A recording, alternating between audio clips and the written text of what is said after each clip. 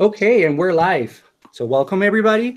We have Joshua here with us. Very briefly, I'm going to introduce. We're very thankful for you to make a little bit of room in your schedule. I mean, full-time PhD student plus full-time employee. That's a lot of work. So thank you so much. So Joshua is a PhD student at UC Berkeley studying artificial intelligence. Some of you may be familiar that he was a TA for the deep reinforcement learning course that is taught by Professor Levin. And if I remember clearly, he actually taught a policy gradient lecture, which was covered with math. Am I accurate? Yeah. So you're very passionate about math. Is that correct?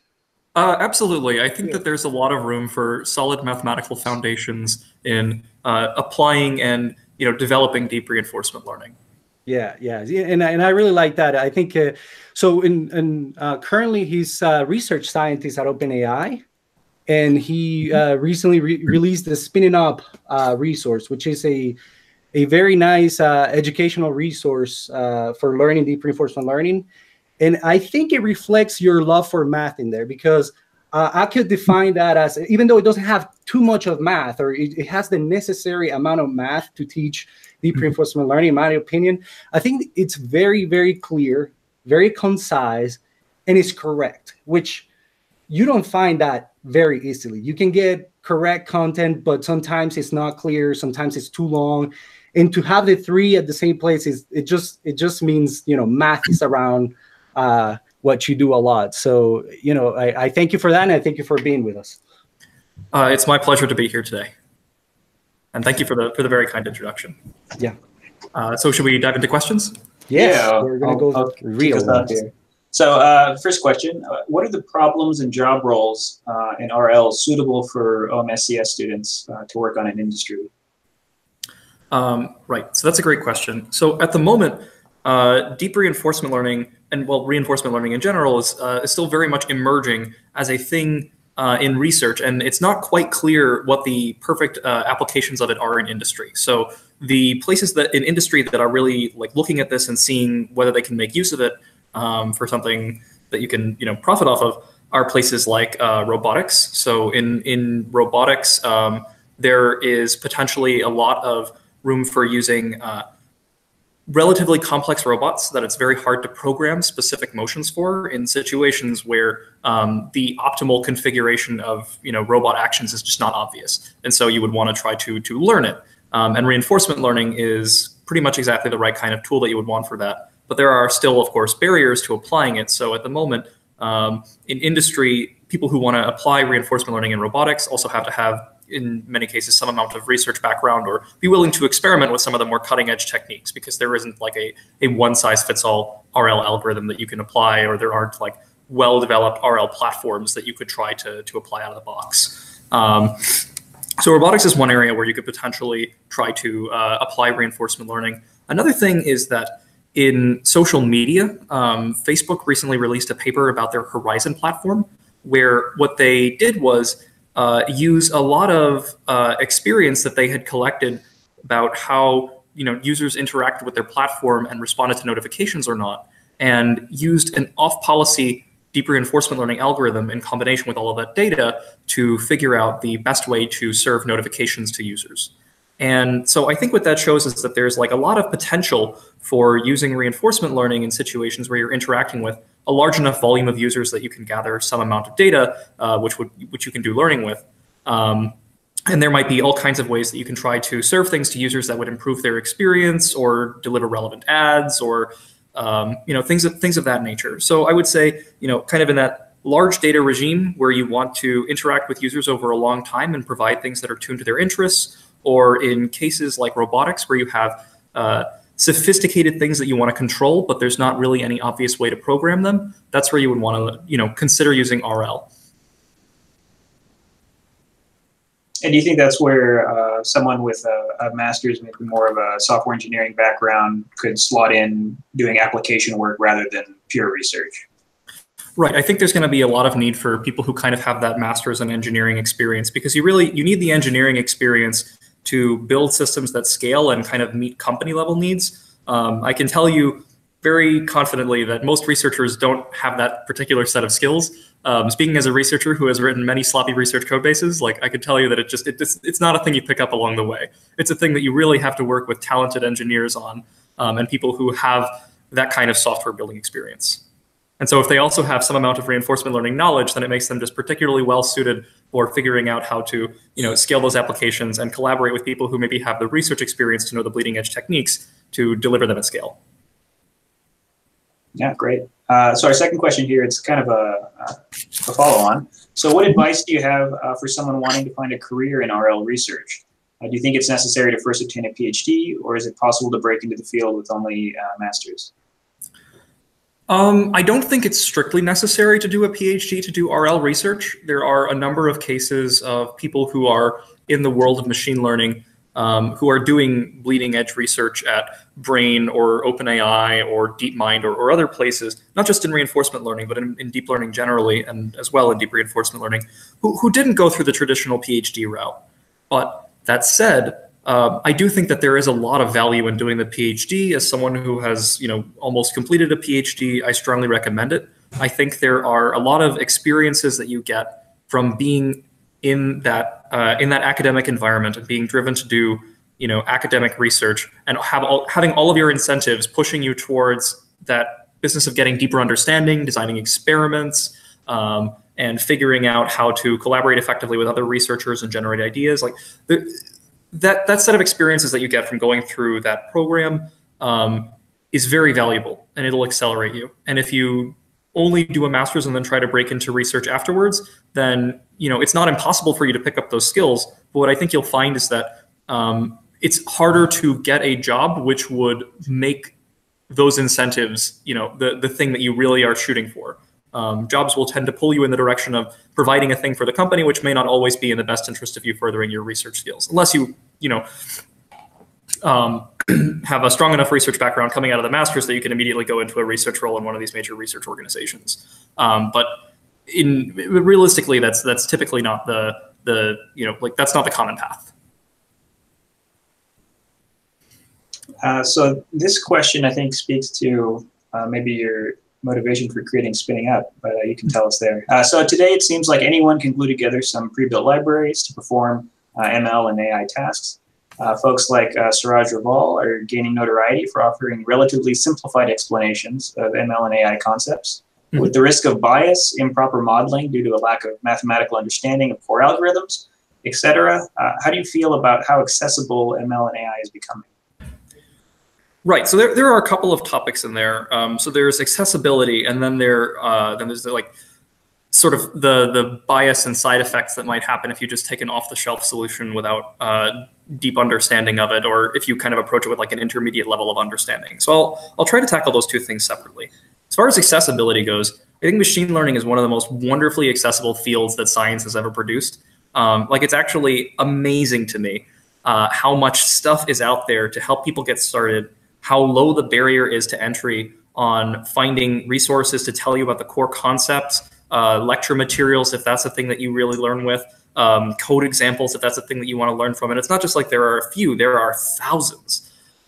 Plus, obviously, the major libraries that are well supported by industry and open source, the constant stream of papers that are freely available through arXiv. Like, this is actually something which I don't know if we fully appreciate it, because if you're an ML researcher, then maybe this is just what you're used to. It's always been, oh, there's just everything on arXiv and I can go and look at it for free, and you never have to deal with a paywall. But it wasn't always like this, and it's definitely not, I think, like this in every single other field. Like, there's a long history of science being, stuck behind paywalls and locked up into esoteric journals, and without there being beautiful central online repositories. So something really, really special has happened here in machine learning to make it accessible, and I feel fabulous about that. And I'm just also very glad to contribute. I think it's a good thing to do when you see a kind of shining beautiful thing like accessibility at ML, to then be inspired to go contribute to it. You should do it. You should give back to the community. So then there's also the question though of what happens if you try to apply kind of a mostly off-the-shelf solution where you have pieced it together from things that are out there, and are there consequences from that? So the accessibility is a double-edged sword. Everyone gets to play a role, but if everyone plays a role but they don't have like a really deeply thought-out way of approaching it, will that universally result in good things? And I do think that there is a real risk that there will be downsides in the future. I think we're starting to see a few things happen.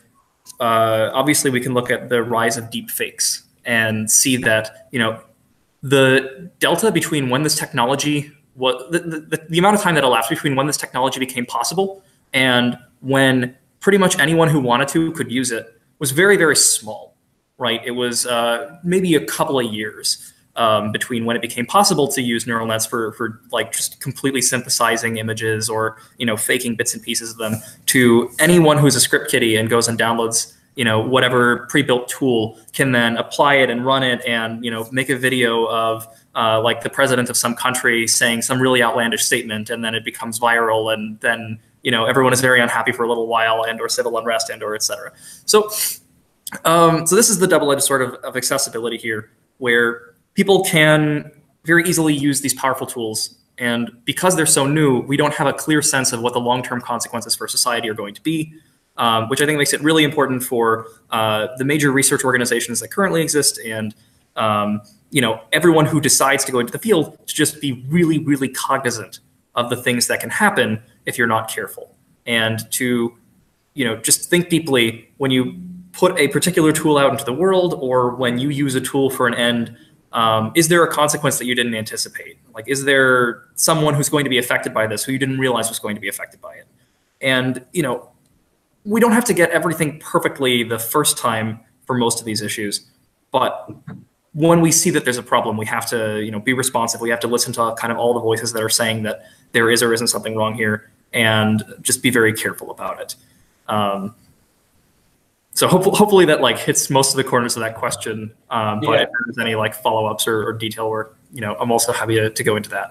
From the instructional side, do you think that industry or academia has some responsibility to create stuff like Spinning Up, or maybe Distill, where we have maybe a implementation or explanations or instruction we can point to say this is something we'd call correct? It's hard to say whether or not there's an obligation, but I think it's an excellent thing when it happens, and that it's a thing which should generally be encouraged. And I would feel much happier if the organizations that had the power to do so did in fact continue to put incentives in the way that they ask employees to do things, for those kinds of educational resources to continue coming out and exist at like a very high level of quality, and be illustrative examples of what is or isn't correct in the field. So I wouldn't say that there's like an obligation, but I would say it's a clear win for everyone. Yeah, I agree. And I just want to tie it back to what I mentioned about Spinning Up. Is concise, clear, and correct. Those three things. You go out and try to read blogs, and you're going to find a lot of incorrect statements. You're going to find it's very, very, very, very challenging to actually find those three things in a single place, because you can also watch the full. I don't know how many hours is the deep reinforcement learning course by Sergey. Right. It's like 20 lectures, and each one of them is an hour and a half to 2 hours. And right. So it's not concise. It's correct. It's clear, but it's not concise. So to have all of those three things in a single resource, I think is very valuable. I had a follow-up for you. So with so much information out there, so you have archive and all these things, like how do you personally decide like what am I going to read next? Of course you're doing research, so that's great. But even papers by the top deep reinforcement learning researchers, you guys, right? There's multiple papers coming out like every month or so. Yeah, it's a fire hose. So this is actually a really wonderful question, and it's a thing that I don't see people talking about often enough. Like, how do you actually go through all of the information that's out there and come up with which things are worth spending your time on? Because there is so much. It's easy to kind of get lost in the sea of options for resources or papers or or different things that are out there. My general view is that the place to start is always, if you're just new and entering the field, start by teaching yourself sort of the most basic principles in it, and try to develop kind of your first exercise in coding into it, because what you'll want to do is just lower your, energy threshold for producing content. Because if ultimately what you want to do is, be an expert researcher or be an expert engineer, you're going to have to code, and you're going to have to understand how to connect the concepts to the code. So that's the starting point. Only begin by focusing on the simplest stuff, and don't worry about the sea of things that are on the bleeding edge.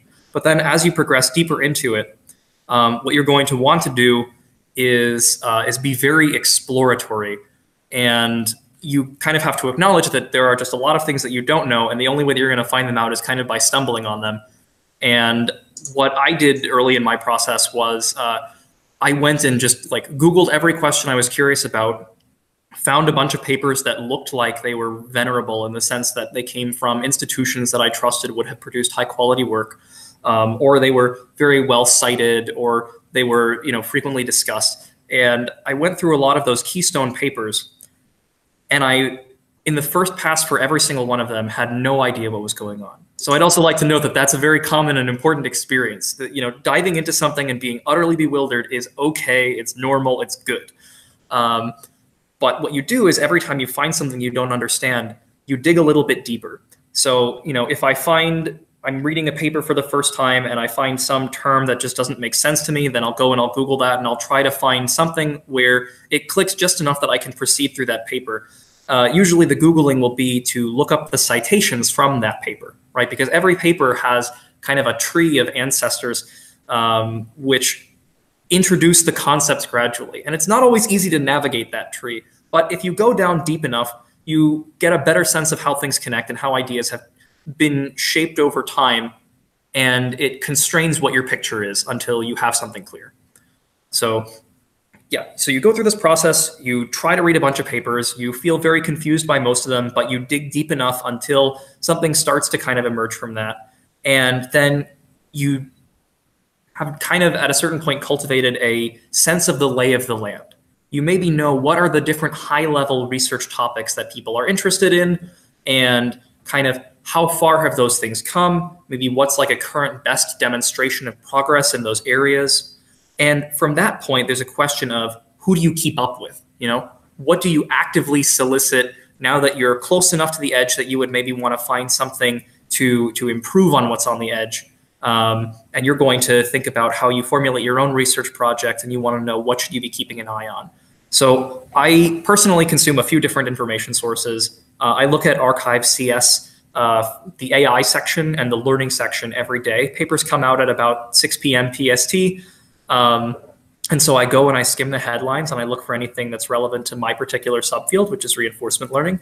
And then inside of reinforcement learning, I know that there are different topics that I'm interested in. So I particularly scan for papers that talk about either some kind of theoretical analysis of deep reinforcement learning, or some kind of approach on meta learning. And again, you'll get a sense of what those topics are that you want to look for and what the keywords are for those topics on the basis of kind of your earlier experiences, just going through everything and casting a very broad, wide net. So I scan looking for those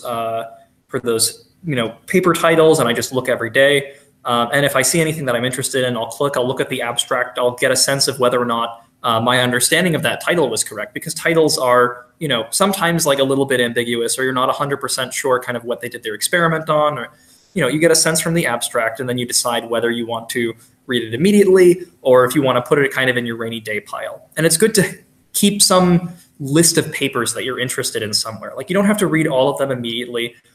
Maybe not all of them are going to be relevant. Maybe a few of them are going to be very relevant and most of them aren't, but you still want to kind of have all of them on your radar anyway. And a research project in the future will cause you to go digging through your pile of stuff that felt less relevant at the time, because suddenly it becomes very relevant. So just keep a list of papers that you thought sounded like you wanted to look at them, but really zoom in on anything which is immediately relevant to the research project that you're currently working on. Also, I keep an eye on the machine learning subreddit and the reinforcement learning subreddit. The machine learning subreddit can be a little bit frustrating. Noisy. it's a noisy resource. Not everything there is going to be exceedingly helpful, and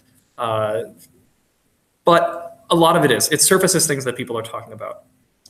It's also good to follow a lot of people on Twitter. So for better or for worse, Twitter is actually like a major discussion forum for everything in the forefront of machine learning research and machine learning engineering and tool development and things that people share.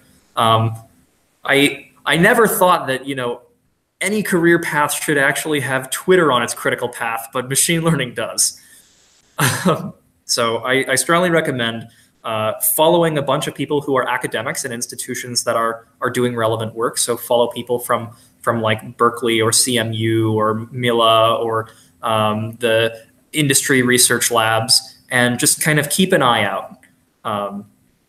So, okay, hopefully that wasn't, you know, too long in the tooth. That's what I, you know, tend to consume and how I go about looking for what information is worth it.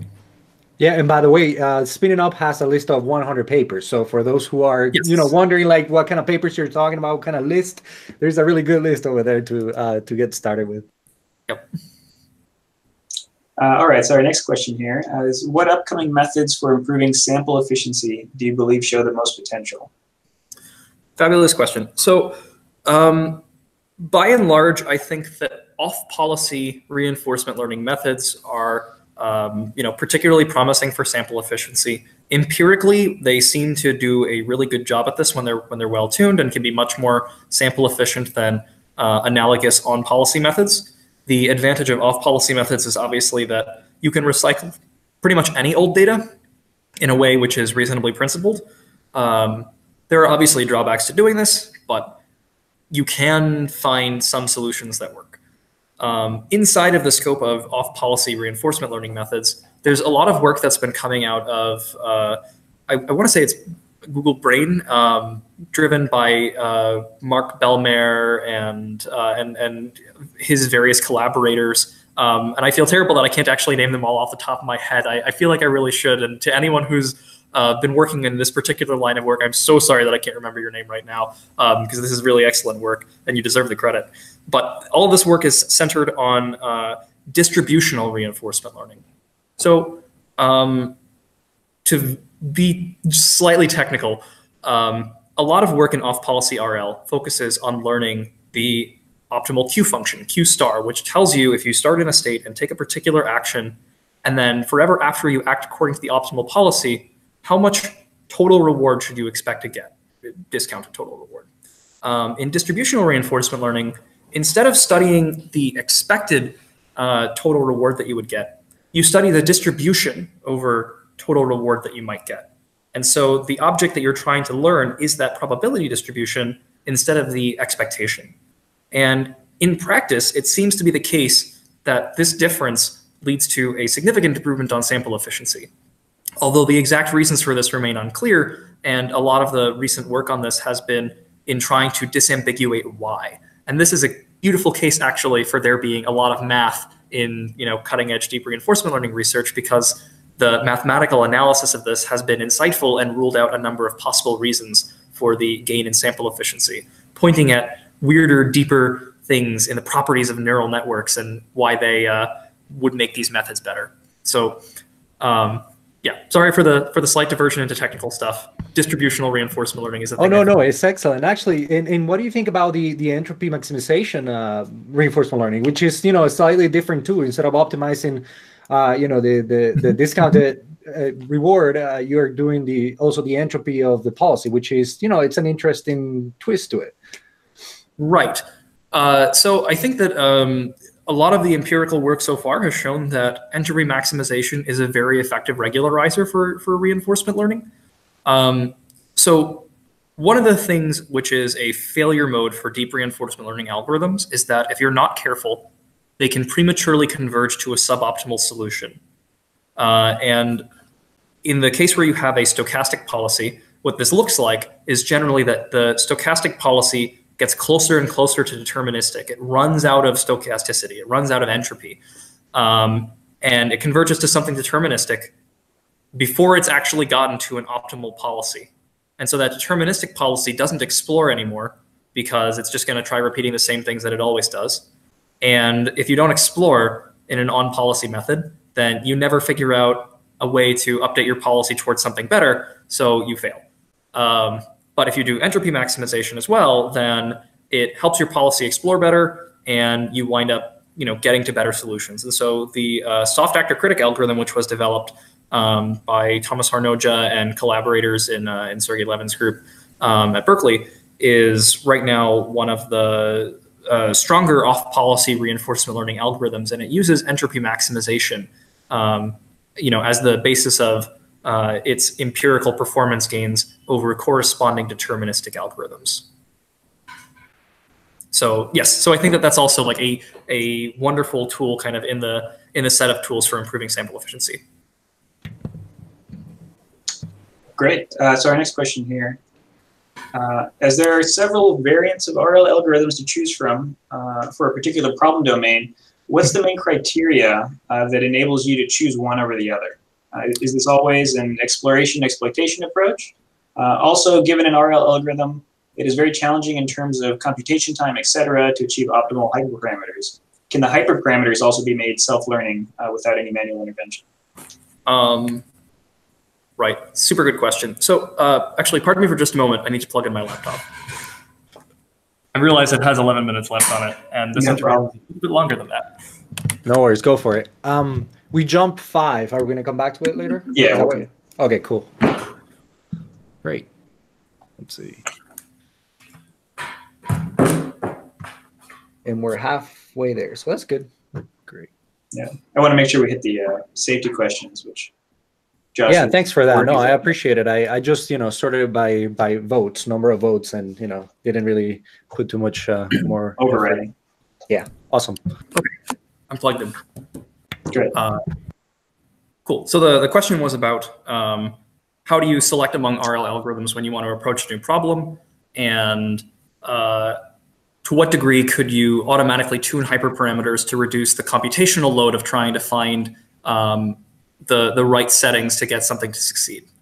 And this is a really good question, and it's actually particularly salient because we really are at this point now where there are a ton of different deep RL algorithms you could apply, for the most part, off the shelf to a bunch of different problems, but they all have a lot of hyperparameters which can substantially affect performance. So there are, for instance, papers on like, do deep policy gradients actually do what we think they do? And there's another paper, Deep Reinforcement Learning That Matters, which kind of explores, how these various algorithms actually can break on even the common benchmark problems if you just tune the hyperparameters out of the previously well-designed regime that the researchers had come up with. And so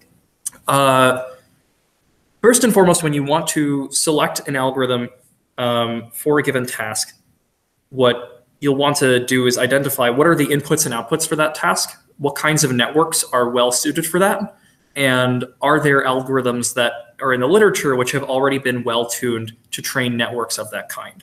So for instance, if you want to do a task that has vision input and has recurrence, then maybe you wouldn't necessarily want to pull in soft actor critic because the literature has, for the most part, even though there's some exploration of soft actor critic on problems with vision, doesn't fully explore what happens when you apply it to very high dimensional vision tasks or tasks that require recurrence. To the best of my knowledge, I don't believe that there's a recurrent soft actor critic experiment in a paper yet. But you may go and look and see, oh, there's this R2D2 thing, which is a deep Q learning style algorithm, which describes a bunch of tricks for optimally training deep recurrent neural networks with Q learning. And you would probably want to then select an algorithm like that on the basis of whether or not that's appropriate to your problem. You may also have it be the case that your problem is not fully described in simulation, right? So if you're in a case where the environment is fully simulatable and you don't have a sim to real problem, then it's relatively easy to scale up your RL algorithm, collect tons of parallel experience, and get to a good solution. But if you're thing is a robot in the real world and you're trying to train that, then most of the off-the-shelf RL algorithms actually just straight up will not, work for you because they're not sample efficient enough that you could feasibly collect enough data on your one or a handful of real robots to make substantial progress in learning a good policy. So in that case, you may want to look for something which isn't maybe a Q-learning algorithm or policy optimization algorithm. You may want to look for something that does model-based deep reinforcement learning, and you learn some aspect of the model and then use that in combination with other RL techniques to reduce the load of the number of samples that you need to make progress.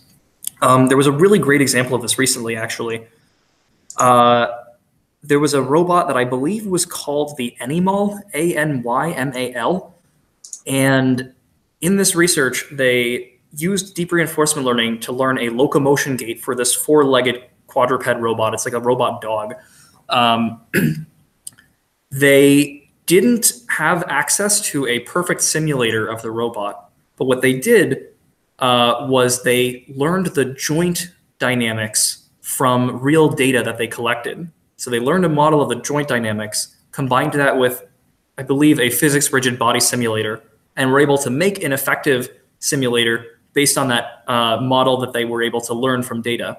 And then inside of that simulator, they were able to apply a standard off-the-shelf reinforcement learning algorithm, I believe it was TRPO, and train the Anymal to have a policy which turned out to work very well in the real world. So because they had learned pieces of their simulator from the real world, it was able to transfer the policy learned in the simulator to the real world successfully. So yeah, the right algorithm to choose ultimately depends on the specifics of your problem configuration, what elements are present, what are the observations, is it partially observed, is this for a robot in the real world or is this for a thing in simulation? And then from that, you have to kind of select something appropriate to that. As for tuning hyperparameters, there is some research on automatically tuning hyperparameters, although I can't say that I know of any solution which is sort of like a surefire thing that will definitely work out of the box. I would recommend looking at the research papers from DeepMind on population-based training. So this isn't stuff that I've looked into deeply enough to speak about it with tremendous confidence, but my understanding at a very zoomed out level is that you have sort of multiple different learning processes going on concurrently with different sets of hyperparameters in each of them.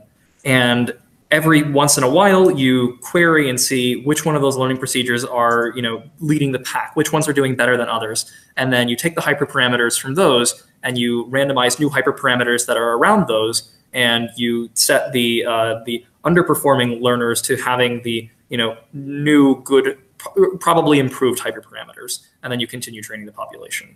I think that's how it works. Don't quote me on it. So it's like an evolutionary algorithm, but based on all of the agents, basically, something like that. Right, and so you're trying to find, what are the best hyperparameters for making this learning procedure work? Are you familiar with, I think there was one coming out from DeepMind called Pop Art, I think it is, that had some self-tuning hyperparameters things. I forget. Right. So my memory of this is super fuzzy because I think I read this paper a couple of years ago. Yeah, it's kind of... Yeah. My memory of that one was that it was about trying to do learning for many tasks where they each have different reward functions that might have different scales, I think. Sorry, it's been a while. And okay. So not necessarily exactly hyperparameter, but right. Some internal, I guess, because the DQN style algorithms do a lot of the reward clipping and gradient clipping. And so, a way to automate that portion of it. Right. Well, you can certainly look at reward scaling as being one of the kind of, like an element of hyperparameter tuning, because as it turns out, deep Q learning algorithms are sensitive to rescaling the reward function. Like they can work better or worse depending on how you scale it, which is, I personally think, like a sort of, it's not an obvious result. It's one that makes sense after you tinker. And if you dig really deep into the math of what happens when you train a function approximator, then it kind of makes sense. But it's not necessarily an obvious one. Like you would want to believe that these sorts of algorithms should be robust to something like what the reward function itself is, but they're just not. I have seen stuff like learning to teach and Auto Augment out of Google, where you're using RL to learn what data to present to an agent during training, given how it's currently performing. And so that's a form of hyperparameter learning, over your replay buffer. Certainly. And it's not just like hyperparameter learning, because it's kind of like at this higher level, kind of a meta learning sort of thing. Like, what is the best way to learn with the data that you have and with the agent that you have?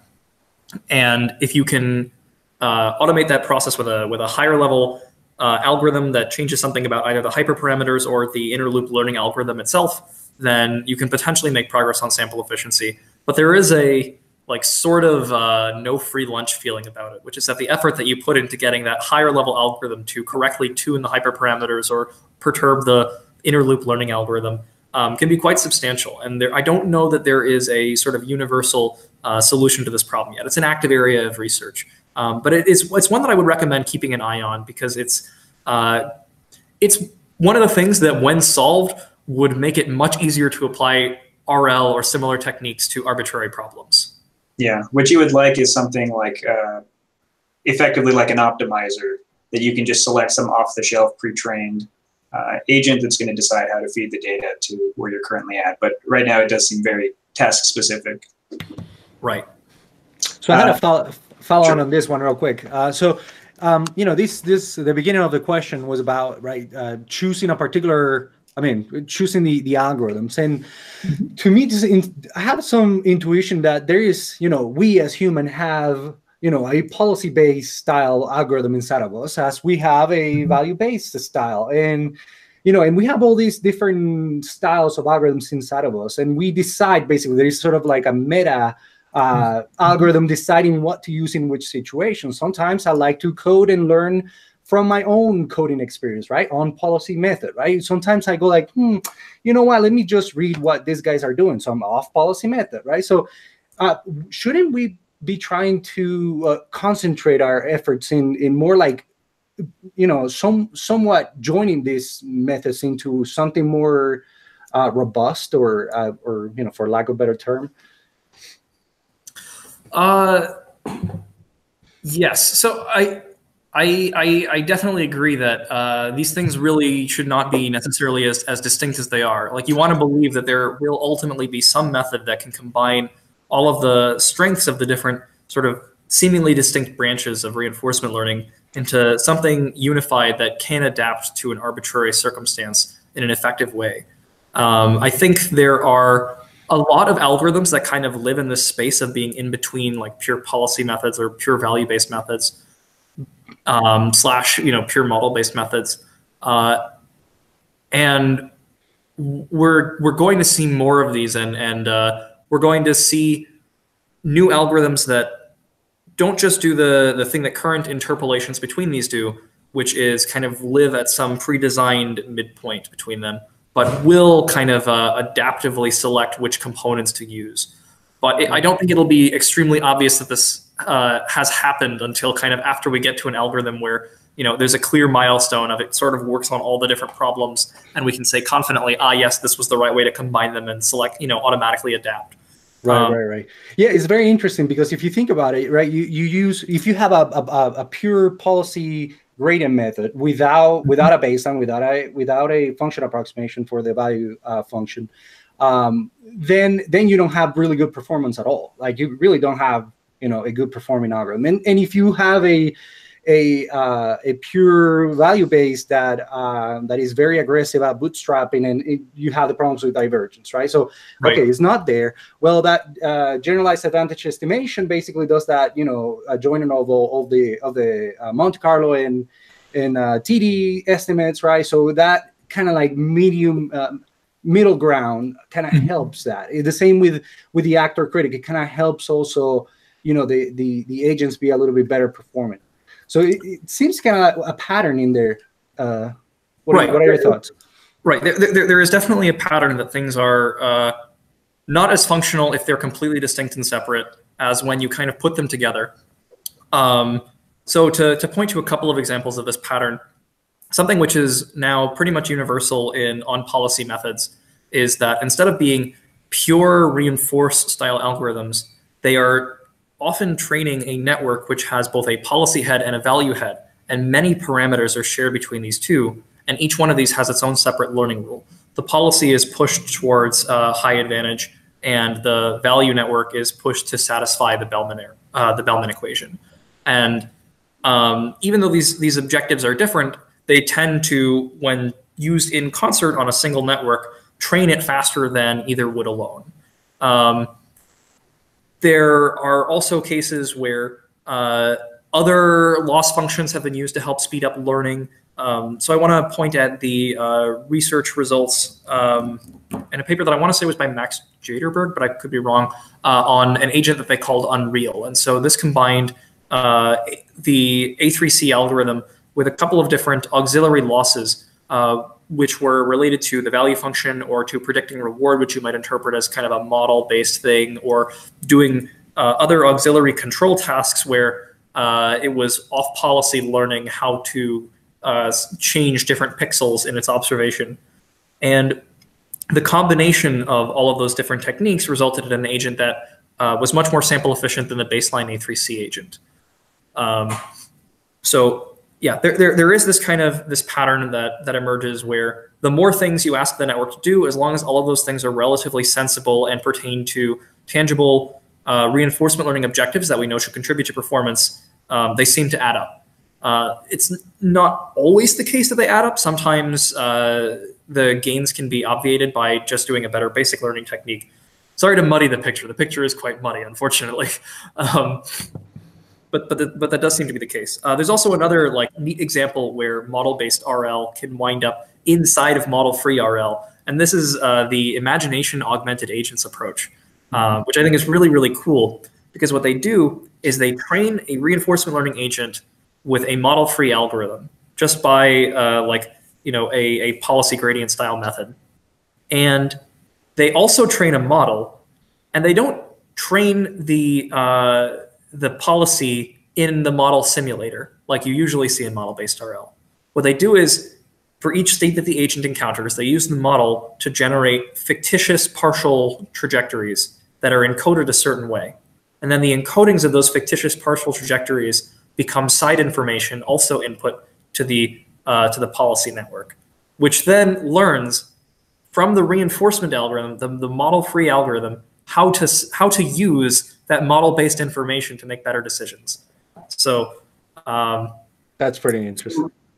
Right. So that's a case where you just have the algorithm sort of adaptively learn without you even explicitly telling it to adaptively learn. It'll just figure it out because that happens to be optimal, how to use other kinds of information and tune itself to make better use of that. So yeah, things will tend to collide. Different reinforcement learning algorithms will gradually kind of meld into some pile of neat reinforcement learning objectives that make a network learn super fast. But it's going to be really muddy. And we just add another hyperparameter to the whole mix. You can it'll look like adding a bunch of hyperparameters, but it can potentially obviate a bunch of others because maybe those will get automatically learned. Ask me again in a couple of years, and hopefully my answer will be that there's some much cleaner answer here of, there's absolutely this optimal algorithm that automatically learns everything and learns how to use all of the information, maximally effectively. For now, a lot of things are happening in research, and you just kind of have to, look at the different things and see if maybe you can make a contribution there. Cool. Great. So this next question, I think, relates to some of your previous research. So in safety critical applications, encountering bad states are completely unacceptable, e.g. learning to drive by crashing. Many RL, maybe all RL algorithms need to explore that state to learn. Are there methods in RL to avoid needing to encounter these situations at all? Something like semi-supervised RL. Right. Excellent question and really critical. So I think that the answer is yes. And I'm going to caution that I say I think because this is an emerging research direction, and there isn't a sort of generic guaranteed to work every time solution for this. The question of how can we make sure that an agent in the process of learning never goes into a particular state because it's unsafe or for any other reason, can be addressed in a couple of ways, mostly by incorporating information to the learning procedure, which doesn't just come from the agent's exploration of the environment, right? The agent can't know what it doesn't know. It can only reason about, things that it's experienced so far, and to some degree, it can acknowledge its uncertainty. But if it's deciding whether or not to step onto a new square in a grid, and it has never seen that square before, and it has no previous experiences with figuring out that there's even another option for being in that square aside from, oh, it's fine to step there, and then it turns out that there's a bomb underneath. Like, there's nothing the agent can have done to avert that. But if you allow the agent to interact with another source of information, like a human who has some foreknowledge about these potentially negative outcomes, then the human can guide the way that the agent learns to ensure that it avoids going into the dangerous spaces. So this is something that I actually plan on doing some amount of research on in the relatively near future. How can we get humans into the loop of learning to help guide agents away from dangerous or bad outcomes? And you can also look at this as sort of being this notion of humans intervening in the learning process is sort of central to a lot of safety research that happens at OpenAI. I'm sure you've seen deep reinforcement learning from human preferences, where the agent isn't given a reward function that a human has hand-coded. Instead, the agent explores the environment, and then the human expresses preferences over different ways for the agent to behave, and the agent learns a reward function from the human's preferences and then optimizes that, and ultimately gets the behavior that the human wanted. Now, that process doesn't make any specific reference to which behaviors agents should never undertake in the first place while they're exploring, which is what we're talking about here. But I'm inclined to believe that human guidance can be used for that purpose as well. So maybe it's a little less obvious, exactly how to do it. An approach that I'm interested in considering is one where the agent is able to go to the human and say, like, hey, I propose that I'm going to try like these actions out. And the human steps in and says, I can imagine what's going to happen if you do those things, and it's very bad, so just don't do them. And then the agent takes that information, uses it both to make the immediate decision about whether to take that action or not, and also saves that information to learn from later and maybe another off-policy kind of technique to ensure that it doesn't do that in the future. This is also similar in nature to a train of research in safety on having like a shield layer, which also looks at what action is the agent actually proposing to do, and will that action cause the agent to transition into an unsafe state. And the shield maybe isn't a human, but it just has to be able to predict whether the unsafe state will happen. And if it will, then the shield says, oh no, agent, you can't do that. You should default to some other safe policy instead. So I think that these sort of general lines of research are likely to get us to learning agents that satisfy the properties that we want to have, are able to effectively explore the environment for the purposes of learning how to solve a task, but can avoid being in the dangerous situations that would cause some kind of harm. Great. I did a bit of work on this. A paper called Introspection Learning, where we used formal methods, an SMT solver, to ask the policy directly if it would violate some constraint if given the chance. So if placed in a state, would it take some violating action? And we were able to feed these imagined states or these introspected states back into the buffer to learn from. Very nice. Please send me that paper at some point. I would like to take a look at it. Cool, great. So let's see, next question here. So this is the can you make me rich question. So industry-wide, is there any success in applying RL into stock trading? And if yes, what type of algorithms are mostly used? How do they do about limited samples? 20 years of trading history is not that much compared to training data in other applications. Wait a second. Take your time. This student is actually rich, and he wanted to pay some, random reinforcement learning researcher to invest all his billions. So take your time answering this question. No, be honest. Well, the secret to using reinforcement learning to getting infinitely rich is a very well-kept secret, and I think the brotherhood of this secret would, execute me if I were to share it. No, but in reality, to the best of my knowledge, reinforcement learning has not yet publicly been very successfully applied to trading situations. It's entirely possible that there is research happening in places that I don't know about. It's one of the places where if it turns out to work, the competitive edge would potentially be very high, and the people who have detailed knowledge of it probably would be very reticent to divulge it. But what I think is more likely is that, as the question asker mentioned, there is not a huge amount of data for making progress on this problem. And since your options in reinforcement learning are either learn from a lot of off-policy data and hope that you can successfully generalize to the real, live show, or try to learn online. And in either case, there's probably not enough data to use like an off-the-shelf RL algorithm. This is very high-hanging fruit. That's not to say that you can't bring down the sample complexity issues by potentially injecting a lot of domain knowledge. So this is a thing which you don't see as often in deep reinforcement learning research, because most of it is kind of tailored at solving the general problem of learning from trial and error. But you can inject domain knowledge into a lot of problems, and then use reinforcement learning with the domain knowledge to make more progress than you would get if you just treated it as a black box problem. So there might be a path here. I don't know it. I can't speak to what methods would most likely be successful here because I'm just not sure. But that's not to say that it'll never happen.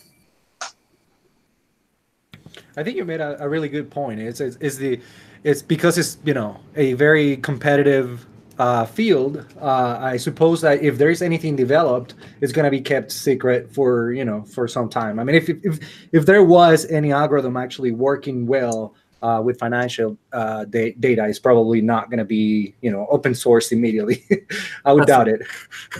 Right. Yeah, I do see those job postings. They're hiring, but whether it's fruitful or not, who knows? Well, I mean, it can also be the case that major trading firms might have a lot of use for machine learning or reinforcement learning that isn't directly for executing trades. There are other things that they might be able to extract from the data that they have, which could be actionable or useful without specifically trying to learn a particular policy. That's a really good point. Yeah, it doesn't have to be the action space is buy sell. Right. It could be something else. It makes sense. Yeah. So this next question is another AI safety question. So it may be important to prevent acquiring certain human values, many of which are hotly debated in society, and where both sides of the argument claim to be promoting human welfare. What is OpenAI's criteria? And maybe, I don't know how much you can speak for OpenAI or yourself, but maybe assume this is directed towards you. So what are your criteria for human safety, harmful behavior, and the corresponding value system which will be fostered in AGI? The dilemma of human bias was briefly touched on in the paper AI Safety Needs Social Scientists, but did not touch on the criteria for being a value-aligned project. Right. So I did actually talk to some people at OpenAI to make sure that I could talk about this particular thing. And so I can speak a little bit about kind of how OpenAI views this problem. The most important thing to realize is that this is a thing which requires broad consensus. When figuring out what values or positions a particular AGI should take and how we should try to use it to move the world, behaving in a way which is unilateral or imposes a particular set of values because we as individuals like them is not the right way to proceed.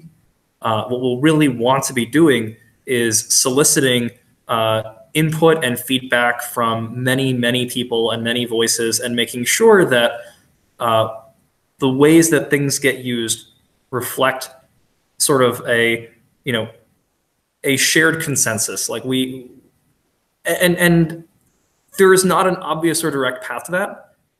Really, it's going to be the subject of a lot of research, which is currently happening at OpenAI and elsewhere, on what's the right way to coordinate around this. how can we, build pieces of institutions that make the coordination possible? How can we establish norms that make the coordination possible? And how can we work with many other people and build trust to ensure that what we get to in the end is something that everyone who's a stakeholder in this feels bought into? And to be clear, when I say everyone who's a stakeholder, I really mean like everyone, literally every human, because when we talk about trying to change the world with AGI, that's who should benefit. That's who it's for. It's for everyone. So I realize that there's not like a clear and obvious answer in there to the original question. What values does OpenAI prefer, and what will OpenAI try to do? It's because at the end it's not going to reflect what we alone think. So hopefully that's helpful to some degree. As for me personally, I think that it's very important to not take away options from humanity. Like, there are certain things that I'm sure we can kind of obviously all agree to in the beginning, which is that using the AGI as a tool to limit what options people have is probably not ideal. Certainly, we don't want it to actively cause, physical harm to anyone, or unnecessarily restrict the ability of humans to like build culture and life and happiness and all these kinds of things, right? Like we don't want HAL 9000, we don't want Terminator. Obvious though it may be, like, it's kind of important to acknowledge very upfront that we want to avoid those kind of bad scenarios. But then as for what it proactively does, like, not just what options does it not take away, but what it proactively does and how it creates benefits, that's kind of to be explored a little. That's further down the road. That's after more research and after more input. That's awesome. We are actually 1 minute before we are supposed to finish this. So I don't think we're going to have time to go to, yeah, there's 8 and 9. Yeah, I think we're going to just leave it here. There's just one, but. Oh, you already did the, okay. Want to be respectful of your time here. Yeah, yeah. Sure, I'll take one last question and then we can take it down. Okay, there you go. Okay. So the last question here is, what are the burning RL challenges in self-driving cars? In situations like an imminent accident where all options are bad, how will you train an agent to make human-like decision-making? Is human-like decision-making even desirable? For example, in case of a car about to hit a child or a pregnant woman, which one would an agent choose and justify later? It could be tough for even a human to decide these things. So I think the most important thing is don't do RL on a live self-driving car. RL is trial and error, and what you really want to do when you deploy a self-driving car is have an agent that's been fully trained and kind of well mapped out. That agent may be the result of a long reinforcement learning algorithm, or it may not. Like, it could be that it's a thing which synthesizes a bunch of components that were derived from machine learning, but ultimately has a very predictable controller for how it makes decisions on the basis of that. And you might want humans to sit down and write rules for contingencies and figure out strategies for risk mitigation that people broadly agree are reasonable. You don't want the RL agent to try to figure that out. You do not want to try to write down a reward function for making those decisions. That is just a recipe for disaster. Yeah, well said. Excellent, excellent. Well, thank you so much, Joshua. I really appreciate you coming, making time. There was so many things and so quickly. I really appreciate it, and My pleasure. And I think our students are gonna love it. So to our students, just drop a line in Piazza, a follow up, and then I'll make sure to send that over to Joshua so he can receive the thank you from the real students. Yeah. So I'm stopping the broadcast. Thank you. Awesome.